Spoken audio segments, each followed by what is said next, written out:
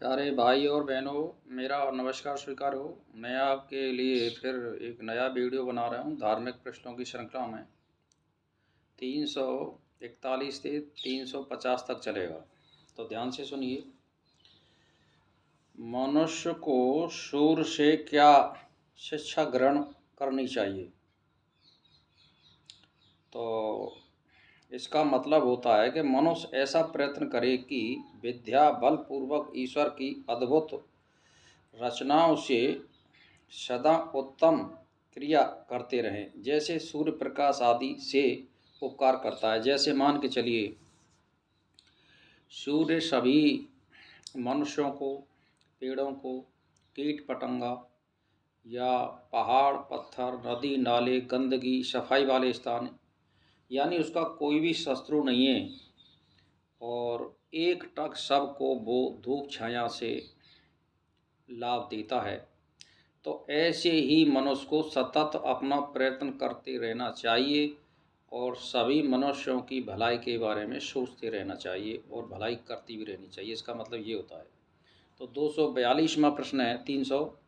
किस मनुष्य को पृथ्वी सुख स्वरूप तथा दुख स्वरूप प्राप्त होती है? जो मनुष्य आगे की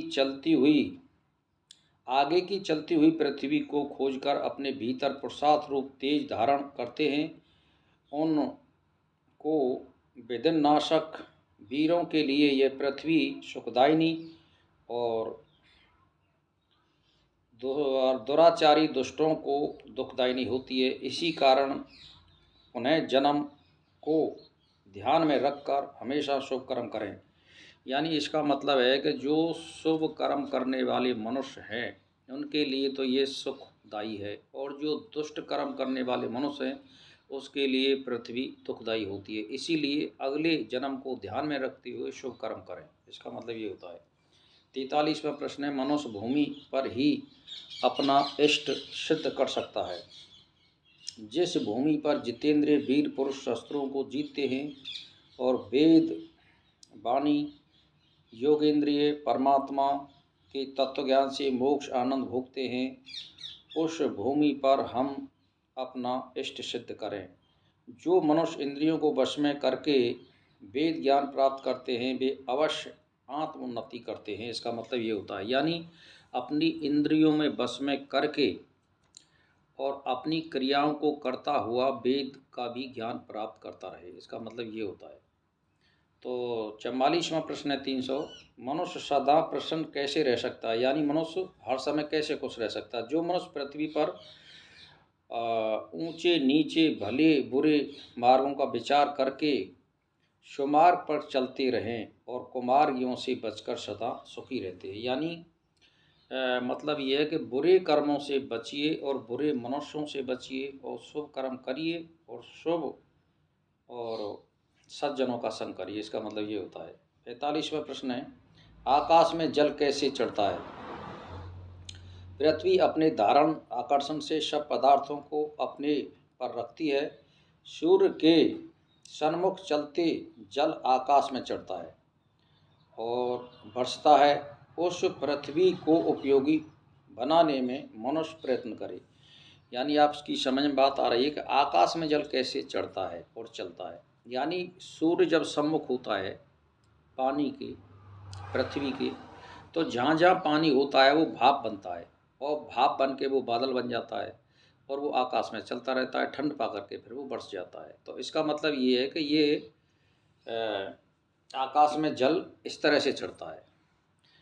तो 46वां प्रश्न है, मनुष्य धर्मात्माओं को सुखी कैसे रख सकता है? विवेकी मनुष्य को योग्य है कि पृथ्वी पर दुष्ट प्राणियों और दुष्ट जो प्राणी हैं और जो शुभ कर्म यानी पृथ्वी पर दुष्ट प्राणियों और रोगों का नाश करके महात्माओं को सुखी रखे।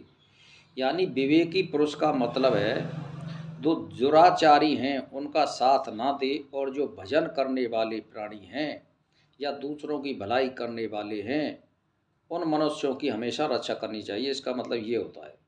तो 47वां प्रश्न है 300। सब मनुष्य सब स्थानों में आनंद कैसे पा सकता है? ईश्वर नियम से जिस प्रकार दिन रात मिले हुए हैं, पृथ्वी मेघमंडल से छाई है, वैसे ही मनुष्य पृथ्वी पर उत्तम बुद्धि के साथ रहकर सब स्थानों में आनंद प्राप्त करे। यानी बुद्धिपूर्वक कर्म करोगे, सत्कर्म करोगे, सदा भलाई में सोचोगे और अपना कम सोचोगे, दुनिया का ज़्यादा सोचोगे, तो फिर आपके लिए सभी जगह आनंद की प्राप्ति होगी। ये मतलब होता है। 48वां प्रश्न है, भूमि पर शुद्ध उच्च पद कैसे पा सकते हैं? मनुष्य योग्यता प्राप्त करके आगे बढ़ता जाता है तथा संसार में कीर्ति बढ़ाकर सब में उच्च पद पाता है। यानी योग्यता होनी चाहिए, जिसके लिए आप जिस पद पर जाना चाहते हैं और उसके लिए सतत प्रयत्न करते रहना चाहिए। इसका मतलब ये होता है। तो 49वां प्रश्न है, मनुष्य प्रत्येक जगह किस तत्व को ध्यान में रखकर वाणी का प्रयोग करे? मनुष्य को उचित है कि सब स्थानों पर और सब अवस्थाओं और राजसभा तथा न्याय सभा, धर्मसभा आदि पृथ्वी के गुणों की महिमा जानकर और बखान कर देश आदि की भलाई कर सकता है और प्रत्येक का भला कर सकता है। इसका मतलब ये होता है। 350वां प्रश्न है, कौन से मनुष्य शीघ्र नष्ट होते हैं? जिन अभिमानियों ने पृथ्वी पर अत्याचार करके यानी मस्तक उठाया है, अत्याचार करके, वे ईश्वर नेम से सदा नष्ट हुए हैं। और घोड़ा थकावट उतारने के लिए पृथ्वी पर लौटकर शरीर को मलिन धूल हिलाकर गिरा देता है, ऐसे ही जो ये अभिमानी पुरुष हैं इनको परमात्मा गिरा देता है। इसका मतलब ये होता है। इसी के साथ आज 350वां प्रश्न की जो श्रृंखला है वो हमारी समाप्त हो चुकी है और इसी के साथ मैं प्रणाम।